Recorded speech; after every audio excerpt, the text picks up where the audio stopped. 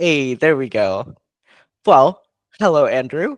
Um, I just wanted to thank you for being on this call. I have no idea what I'm doing. Like, let me just preface that. Like, I have no idea what I'm doing. I have no specific vision for any of this, but I just knew that I wanted to have conversations with people, and I knew that you were going to be the absolute best person to start. Um, so I guess like let's start with giving people a little bit of context into our relationship and Yeah. how that evolved. I came to you as a patient when I was in a really vulnerable state. And do you just want to kind of walk people through how we evolved from that to being generally just like friends? Yeah, so it evolved ultimately client therapist relationship. Enjoyed my journey of getting to know and understand Cash more. Went through, do you want me to diagnose you, Cash, or do you want me to avoid any I, I would love to diagnosis? be diagnosed. Please diagnose me. Well, the beautiful thing is you are suffering from being human. That's the way I always perceive it, right? So there's God damn absolutely it. nothing wrong with you whatsoever. Just complete human. That's all you are. How dare you be human, Cash, I right? know. And then I think as the therapy reached ultimately where it was destined to go, then it opened up the idea of I don't want to lose contact with Akash. You're a great guy, and it'll be great to continue being friends, even though we're separated by an ocean, the Atlantic Ocean. It's still good to catch up at moments in time to get an insight into how our lives are going. So that's ultimately what it was and how it evolved. Yeah, and I I I really appreciate you saying all of that. Because I feel similarly and you know, as um during our sessions, I just kind of learned so much. I was even talking to my parents yesterday about um the way we kind of dipped from thoughts to emotions to feelings, and we went through Mm. that process. Um, and it does make me curious, like, how did you learn all of those techniques, and like what actually prompted you to want to become a So, therapist, especially in so that way? yeah. So it was just suffering. So Yeah. that's the only thing that ignited the instinct to try and build some concepts or tools and techniques to try and overcome suffering, which is either emotional suffering, sensation suffering, or thought suffering. Anything that I've been through in my past that might have affected the way I thought, the way I affected the way I felt, the way I emoted, naturally would have led me to find some sort of a solution to that. So becoming a therapist was a way of me trying to resolve my suffering ultimately, Akash. Mhm.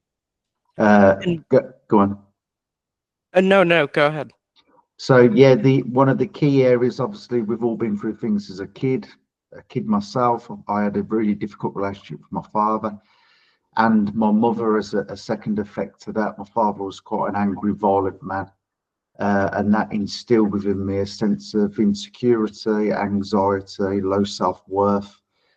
And ultimately, I then started to show similar behaviors to the things that I most condemned in my father. So I'd slowly become him, which really hurt because not only could I not accept him, but because I was becoming a mirror onto him, I started to not be able to accept myself or developed a really conflicting relationship with myself. And ultimately, becoming a therapist was trying to alleviate that suffering and for me to find a place of acceptance. How do you take all of that pain and turn it into a drive to help other people through that? What I would consider it to be is an unconscious thing. So I've not done that consciously. When you ask the question, how did I take all of that pain and turn it into drive to help other people? Is that what you asked? Sorry, Akash. Yeah. Yeah. It was probably because I grew up in an environment where uh, the the system or the family dynamic that I was in, I had no control whatsoever.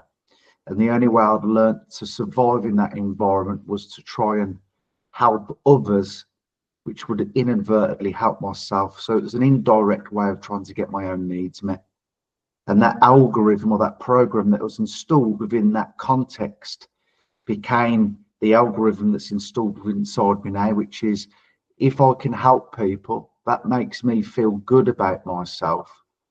And as a result, that becomes the repeated pattern of behavior, if that makes any sense, Akash.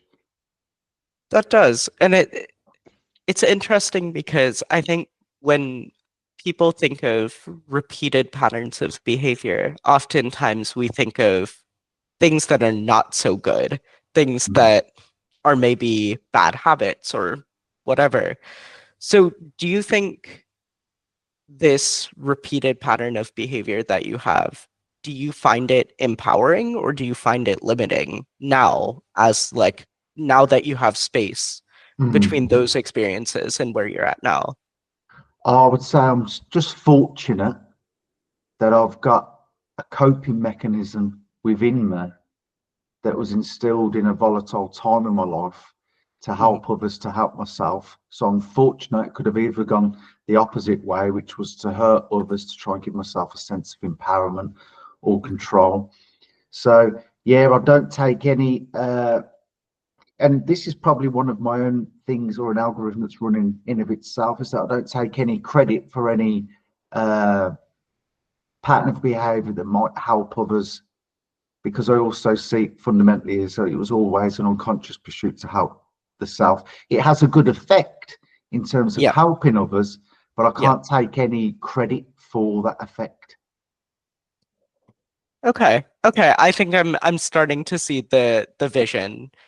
Is it appropriate to say that your general perspective is that we are all acting out of a form of self-interest and survival, of preservation of ourselves, and in certain contexts that can lead to helping other people with their Exactly. Yeah. own survival? Yes. And one of the ways in which to try and get an insight, because it's all the way I perceive it at the moment where I currently am, is that it is self-interest, it is survival, but that's actually a beautiful thing. Usually we condemn the ego for acting in its Yeah. self-interest, but actually it's a beautiful natural part of who we are. For instance, one of the great insights I had with a client therapist relationship recently was a gentleman who came into therapy presenting with suffering with shame. So Mhm. not only having cognition or thoughts that reflect the sense of having shame, but also that discomfort of the actual sensation or emotion of shame itself. And he's in Yep. his 30s and he's like, I don't want to feel this way anymore. I want to feel better. And as we Mhm. explored his past, he grew up, went to a religious school, and in that school, the priests was emotionally and physically, psychologically abusing him, and it was always in the presence of other children as well. And when we looked at that, I said to him, "So, in that moment when you was being abused, if shame wasn't activated in your body, let's say that you wasn't experiencing any shame whatsoever, what would you have probably done?" And he said, "I'd have probably argued back or fought back." And I says, "Your unconscious, as intelligent as it is, knew that if it was to fight back, it would make things much worse. It most likely increase the abuse that you was going through." So what your unconscious did, which is based upon hundreds of thousands of years of survival, it selected a sensation or an emotion for you called shame. And if you look at the energy of shame, what does shame feel like? Well, whenever I've got embarrassed, let's say I mumble my words on here and I blush a little bit because I've said Mhm. something wrong, it's a feeling of wanting to withdraw or isolate or remove yourself. Yep. Yep. So the unconscious, the survival response, the self-interest selected shame to withdraw him, to limit him, because it perceived that that survival response would likely reduce the amount of abuse he was receiving. Now, once as an adult with his adult cognition, could go back and see the very thing that he wanted to remove or created this conflict within himself, like, I want the shame to go. And he actually could see this defense mechanism, this unconscious defense mechanism that was primarily there working for him his whole life, trying to help him. It instantly starts to begin an integration between one part of the ego and the survival response. So, for instance, as he goes out into his normal everyday life now, as he's building up this relationship with his shame, one of thank you for being there. My God, I really needed you in those times of threat and unsafety. Now I'm feeling discomfort, shame in the moment. Oh, there you are, my old friend. Here Yep. you are trying to protect Familiar. me. Yeah, you're trying to develop a relationship to something that you was rejecting within yourself. You're now removing conflict and opening up the doors to integration and relationship, ultimately, a relationship with yourself. And ultimately, self-acceptance is the healing that repairs all of the damage that has been caused through negative relationships that taught us or sent us the message that we were flawed or limited or weak or wrong in some way. Does that make sense? That's a lot to take in, Andrew.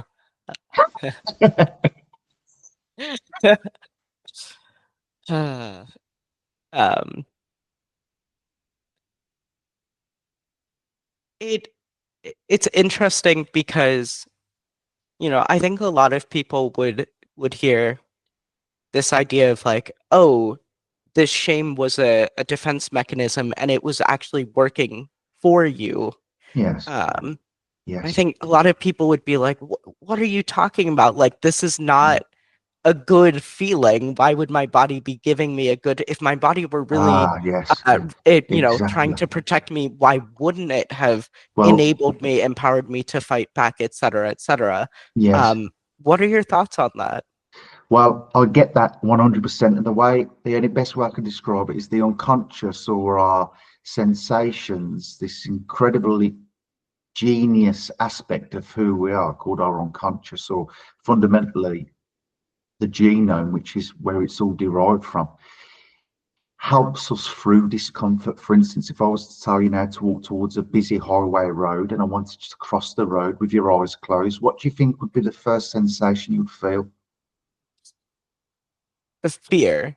Yes. Now, did you consciously choose fear, or did this very intelligent, adaptive, resilient, evolved unconscious select that Mm. sensation for you? And what does the energy of fear get you to want to do? Does it increase the likelihood of you wanting to cross the road, or does it make you feel like you want to withdraw from crossing the road? Oh, definitely withdraw. Yeah. Yes. So we can see through that, hopefully, that very basic analogy is that the unconscious helps you through creating discomfort. Mm. And it's the same with guilt, for instance. Let's say that you're growing up in a household where your needs aren't met. You may be similar to me, had a violent father, maybe a violent mother. You have no control whatsoever in that household. Yeah. And it's scary to the nervous system. And once the nervous system is triggered, the unconscious is always looking for a path to creating a sense of homeostasis or equilibrium. And ultimately, homeostasis and equilibrium really is when we have formed a relationship to either somebody out there or a relationship to some part of who we are within ourselves. That's fundamentally where homeostasis is felt, when we feel safe. It's actually when we've got a really healthy, nurturing, loving relationship. So, for instance, you haven't got that, you're feeling a lot of discomfort. Usually, what happens is that discomfort goes up into cognition and gives you thoughts of, I'm not good enough. Gives you feelings of not feeling good enough, blames you for the way your mother and father are. We're talking about really early developmental stages of childhood here. Why is it that a child instinctively feels shameful and guilt trips itself into feeling it's not enough. So the feeling Right. that it's done something wrong. Well, it's not chosen those things consciously. It's not woke up one morning and thought, today I'm going to select a thought process and I want the thought process Right. to be, Right. I'm a piece of shit. What's happened is the Yeah. instinct has come up to blame Yeah. itself because it can't control mum and dad. Hmm. It can't change mum and dad. But if it can blame itself and it creates the effect of discomfort through that, it forces adaptations in the child's personality. Can I be a better child for mum and dad? They like me when I'm quiet and I do not make a sound. Can I withdraw and just spend Yeah. all of those hours on my own in my bedroom?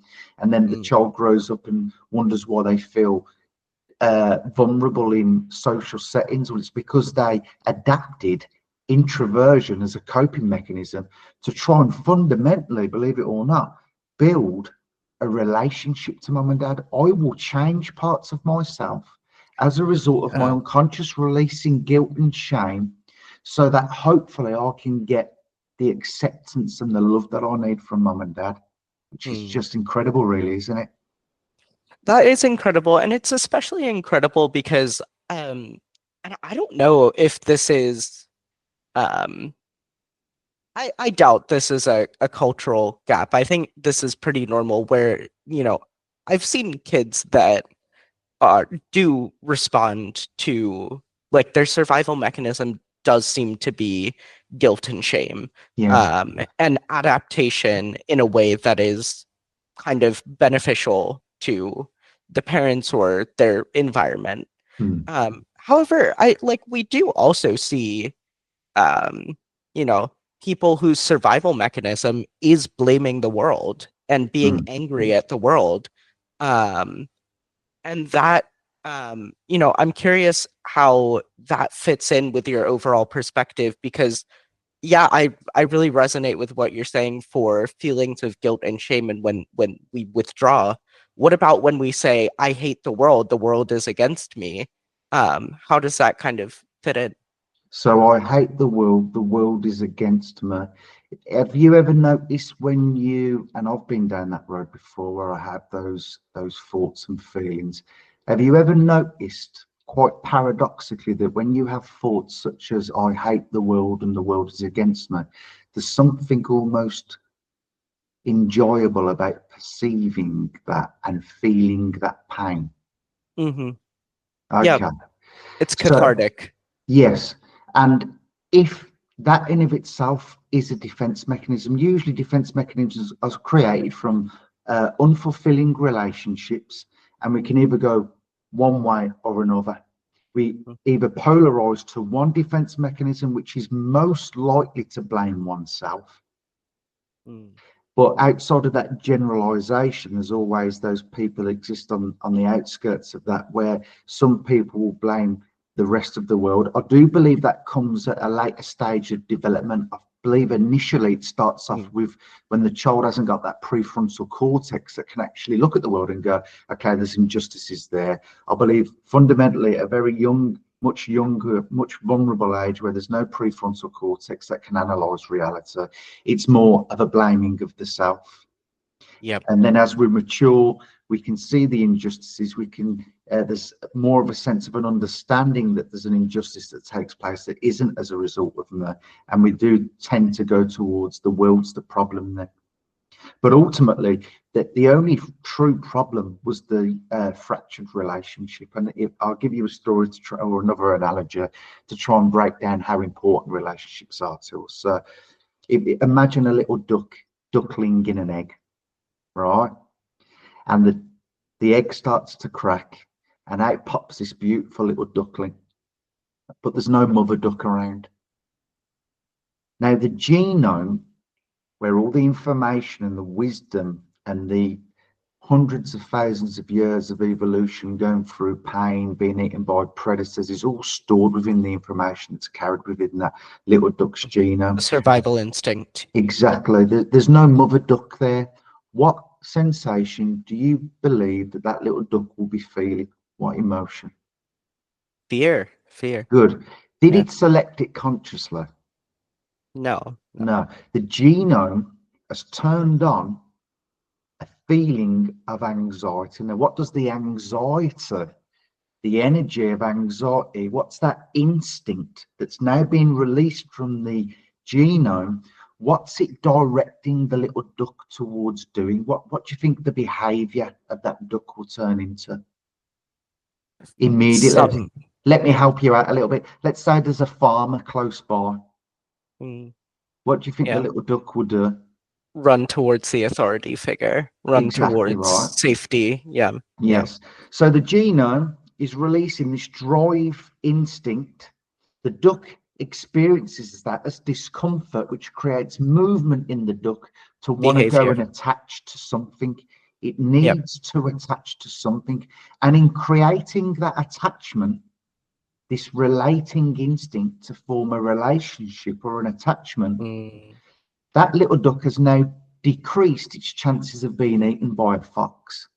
So the genome, which is like a separate intelligence in of itself, at the core of who we are, is generating all of these instincts to build and form relationships of attachment. Now, when that little duck is now embraced in the arms of the farmer or allowed to follow the farmer along, the genome now interprets that the duck has improved its chances of survival and it switches off the fear response. And the duck probably feels a sense of homeostasis or equilibrium, right? Now, that is fundamentally who we are.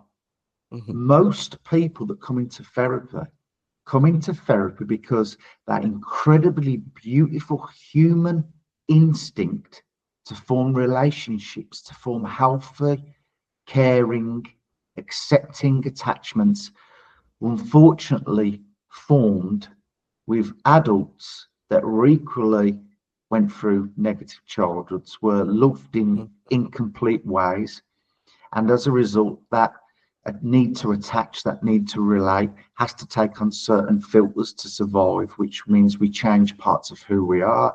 It means that we have this instinct that's always pushing us towards even the most toxic of person. Even though our cognition might be coming in, we're having all of these random thoughts. For instance, another story, Akash, I'm sorry I'm coming out of all of these stories to give you an insight into I love that. The stories. Okay, let's say you have this woman and daughter, and the daughter's mother is with a lovely man and they're very closely connected, and then one day the man leaves the mother, right? That woman's nervous system now, the genome's activated, it's in a state of unknownness, uncertainty. The woman's feeling it as anxiety, and the instinct has to create some sort of a belief to try and compensate or to give that woman a sense of security and control. And the belief was, I can never rely on anybody to protect me again. I must only rely on myself.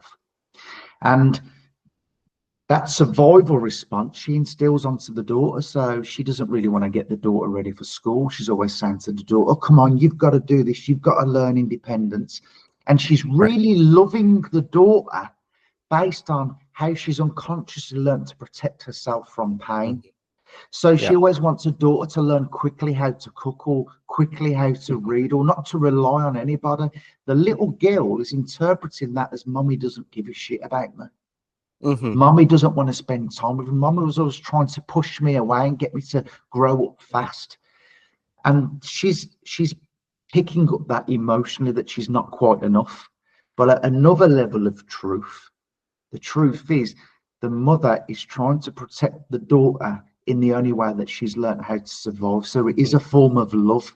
But now the daughter's picked up that form of love through a filter. And now that daughter grows up, probably either instilling that in her children. Same thing. Yeah.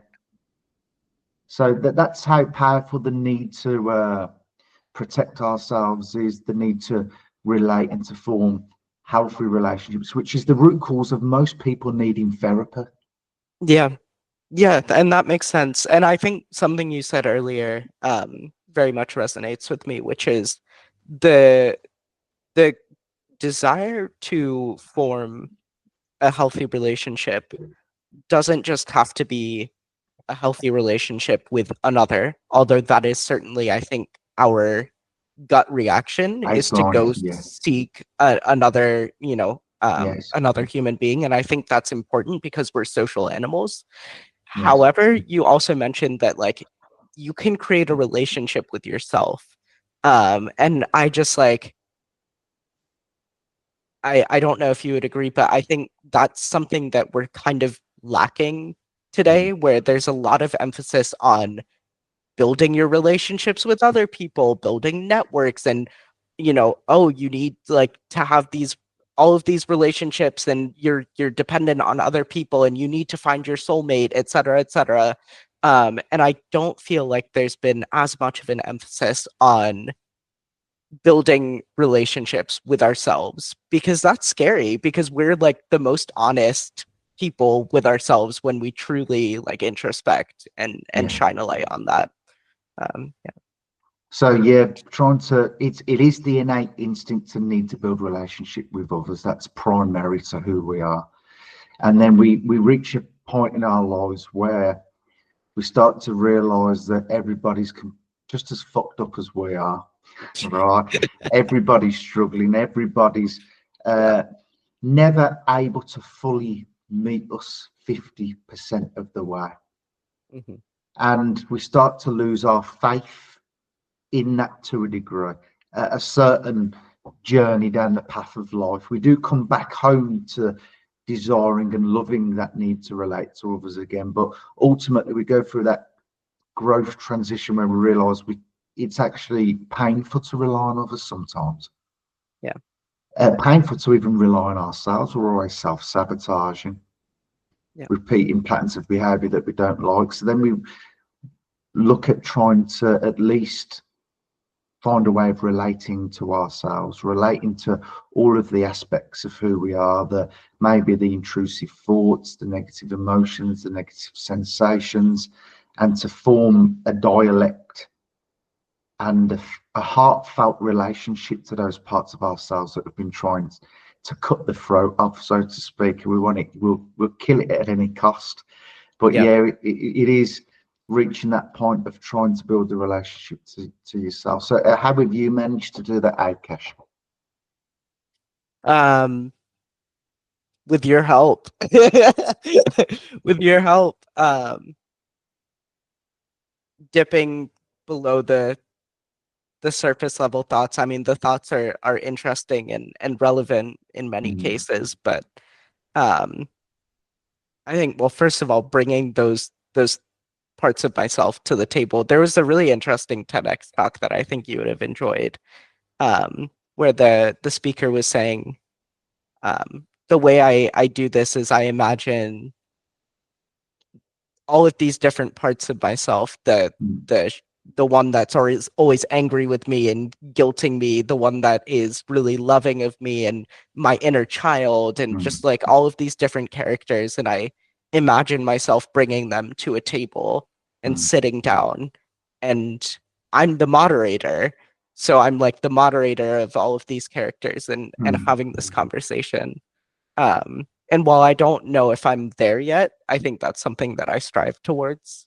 Yes, And again, with your help. So thank you. yes, no problem. But again, that table that you talk about, which is top of, I think there's some therapy in America called parts therapy, which is exploring these Interesting. different parts of the self. I think there's a few different names for different types of therapies.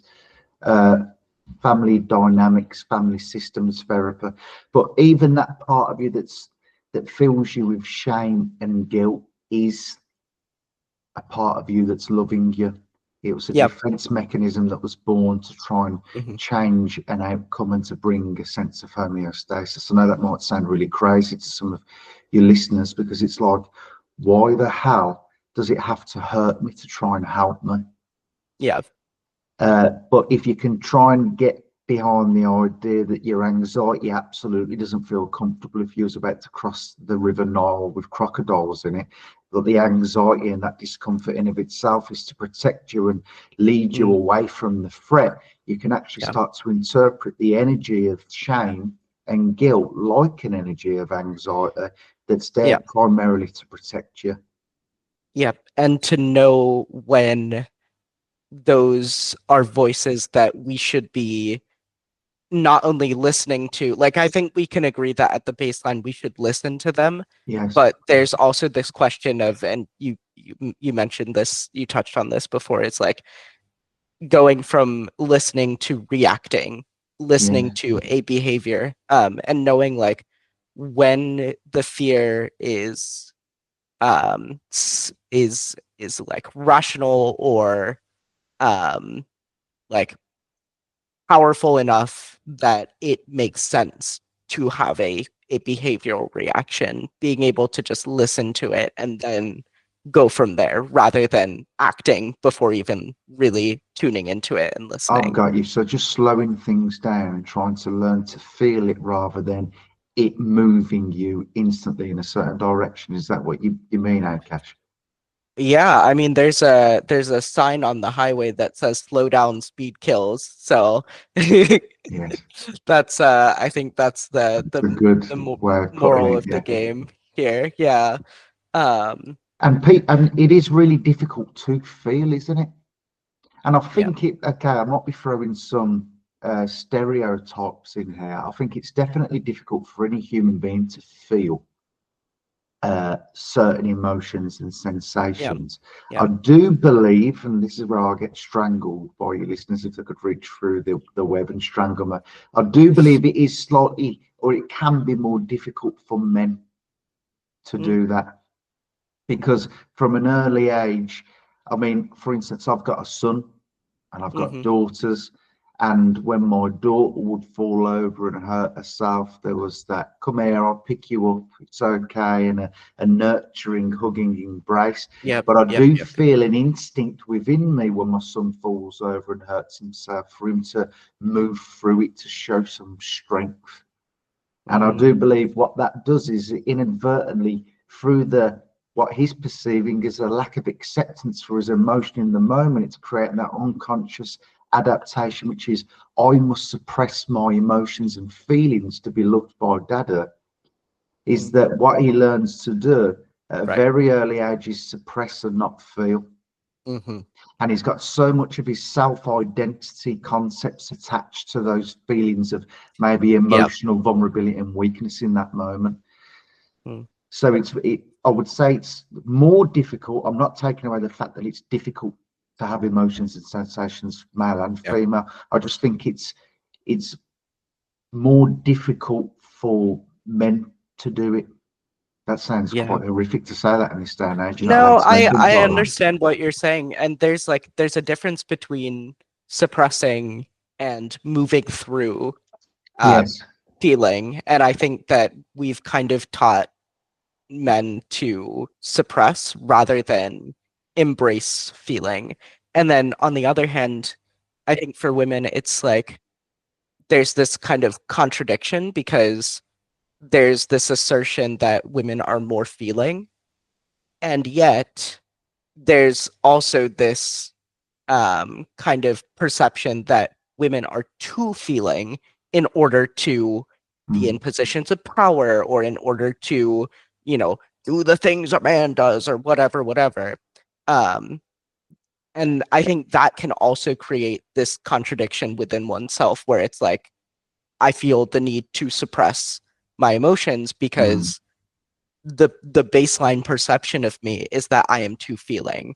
Um, but I don't yeah. know. I think as men, we should probably try and stop peering into the perspective No, of that. you make a good point. So we highlight the disadvantage of a male suppressing his emotions as much as we can highlight, or as you've highlighted, the disadvantages of women being able to feel that maybe that Mhm. can go too far and be somebody could limit somebody's growth there to some degree. So there are limitations from both sexes in terms of being able to feel. If you, especially in this day and age, I don't think we're allowed to feel that much anymore, are we? Yeah, I think that's general for everyone, regardless of where you're coming from. Yeah. So we draw an end to the, tell me about your relating instinct. Obviously, you've got that incredible instinct within you to build relationships. Are you feeling like you're on the hot seat now, Ankash? I feel like I'm on the hot seat, but also I do have to run to catch a train. So I am You're not suppressing gonna your feelings now, are you, Ankash? I yeah, they're all the way down, like past I shoved them into my big toe actually. But I think I would leave you with one last question, Yeah. which is how has being a therapist um changed your mental model of the world, and how has that mental model influenced how you approach therapy? So being a therapist influenced my mental model of the world. Very great at first, then it turned very negative and sour. Okay. And now, thankfully, it's back to falling in alignment with what makes me feel better, which is seeing the world and human beings such as myself and you in a much more beautiful light. I believe my suffering came through a negative way of seeing the world. How does it shape the way I behave now in therapy? So for me now in therapy, it's trying to get people really in touch with these innate instincts again, and actually getting them to trust their instincts. The That was something genome. exactly into the genome, that there's an intelligence within you that's always been working for you. It wants the best possible outcome for you. And if we can actually get in touch and find a way of developing a relationship to that very thing that's kept you alive, we can start to heal the cracks of fractures that occurred from flawed, unnurturing, unloving relationships that we experienced in childhood. Thank you, Andy. That was beautiful. And I like your the name of your podcast, by the way. I love that, Conversation with Consciousness. It's a really good idea. I wish I'd have thought of that, Akash. Well, I think yours is pretty good as well. A Safe Place Podcast. Can people look you up? Yeah, just go on YouTube, type in the Safe Mhm. Place Podcast. You'll be able to see some videos from me and my friend there. All right. All All right. right then, but good seeing you again, Akash. All right, mate. Good seeing you too, man. Thank All you so right. much for Take this. care, All right. buddy. Bye bye. Cheers. Bye.